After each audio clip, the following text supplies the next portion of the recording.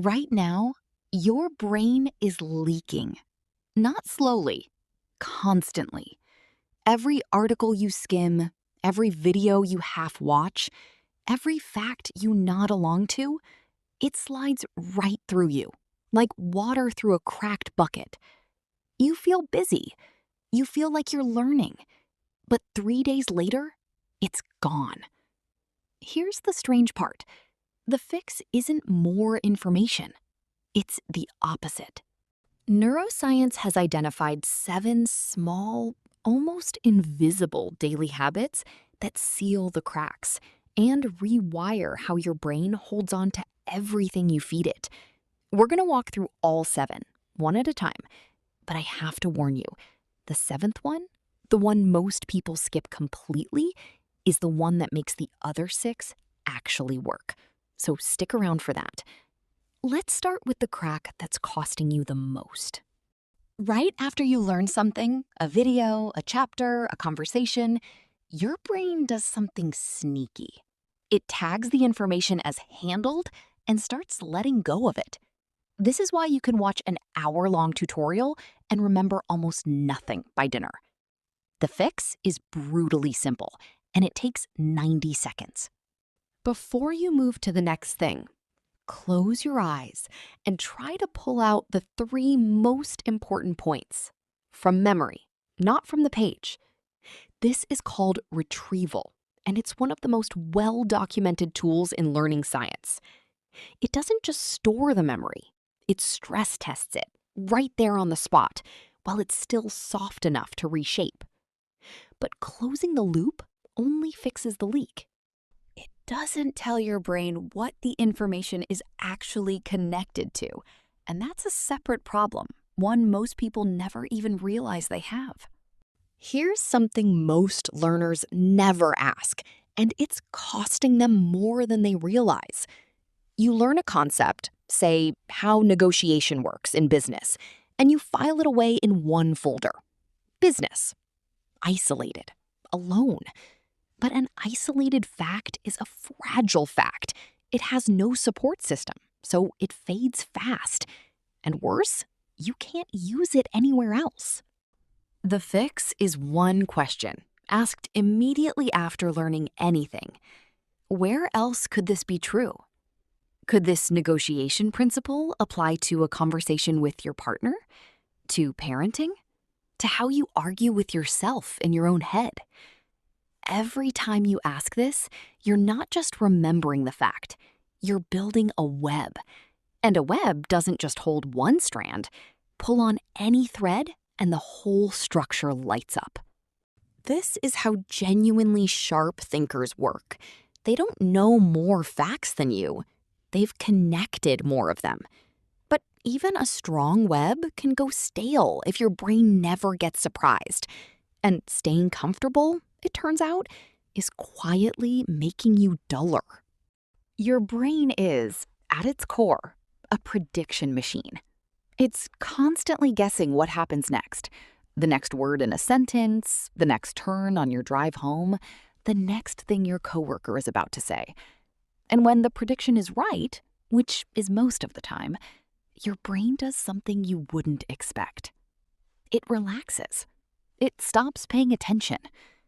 Familiarity is the enemy of alertness. This is why an entire week can blur together. Nothing forced your brain to actually look.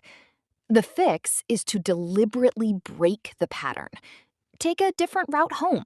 Eat lunch somewhere you've never been. Rearrange your desk. The moment your prediction fails, even in something this small, your brain lights up and asks, wait, what's actually going on here? That question is called a prediction error, and it's one of the most powerful triggers for updating your mental models. But here's the catch. A jolt of alertness only helps if you actually use it. And most people, when they hit the moment of not knowing, do the one thing that kills the whole process. The moment you don't know something now, what do? Be honest. You reach for your phone, search bar, or worse, you type it straight into an AI and get the answer in 4 seconds. It feels efficient. It is quietly costing you a skill you'll need for the rest of your life. Confusion isn't a malfunction, it's your brain lifting weights. The second you outsource that struggle, you skip the rep. Muscle never grows. The fix has a name, and it's oddly specific: the 10-minute confusion window. When you hit a problem, force yourself to sit in the not knowing for 10 full minutes before you search or ask AI for the answer. Wrestle with it. Guess. Get it wrong. That struggle is where metacognition, your ability to monitor and direct your own thinking, actually gets built. Skip it, and you're not learning to think. You're learning to look things up. And there's a second way people accidentally weaken this same muscle, one that looks like discipline but is actually the opposite. Picture two students studying math. One does 50 of the same type of problem in a row. The other mixes 5 different problem types together, over and over, never doing the same one twice in a row. The first student feels more confident. The second student actually performs better on the test.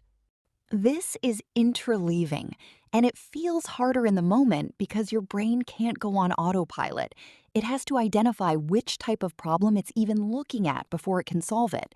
That extra step, the which pattern is this, is exactly what builds real, flexible skill instead of a shallow, repeated motion. Repetition without variation feels productive. It's often just comfortable. But there's a physical ingredient hiding underneath all 5 of these habits so far, one that decides whether your brain even has the capacity to do any of this in the first place. Here's something most people get backwards. They sit perfectly still, in perfect silence, to think their hardest thoughts.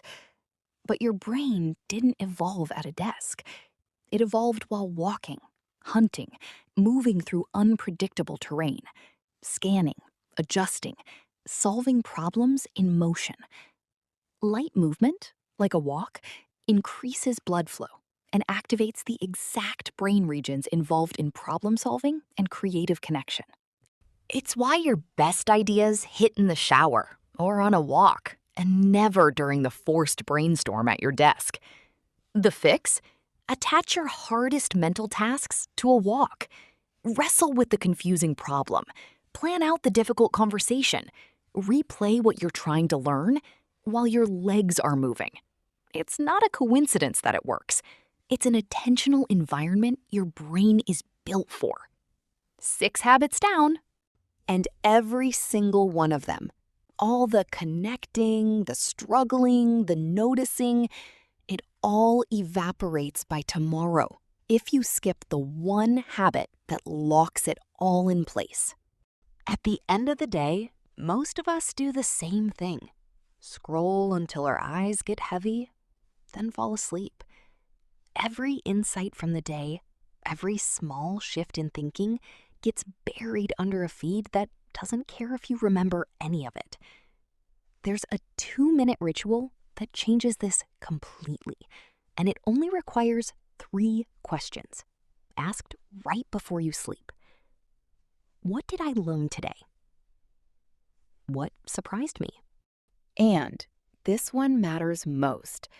What did I change my mind about? That last question is rare, and that's exactly why it's powerful. Most people never track their own changing beliefs. This ritual does more than review the day. It flags what's actually important to your brain right before the memory consolidation window of sleep begins. You're not just remembering the day, you're telling your brain in the clearest signal it understands, this mattered. Keep it. Here's the truth underneath all 7 of these. Your brain isn't fixed. It becomes what you repeatedly ask it to do. Ask it to skim, and it gets good at skimming. Ask it to forget, and it gets efficient at forgetting.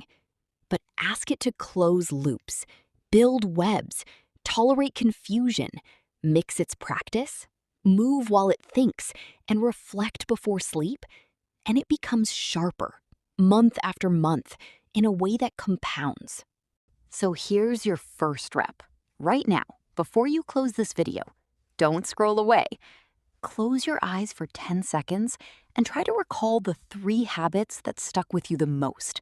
Not by reading them again, from memory. That's it. That's the whole method, starting with you right now. If you like this video, don't forget to like, share, and subscribe.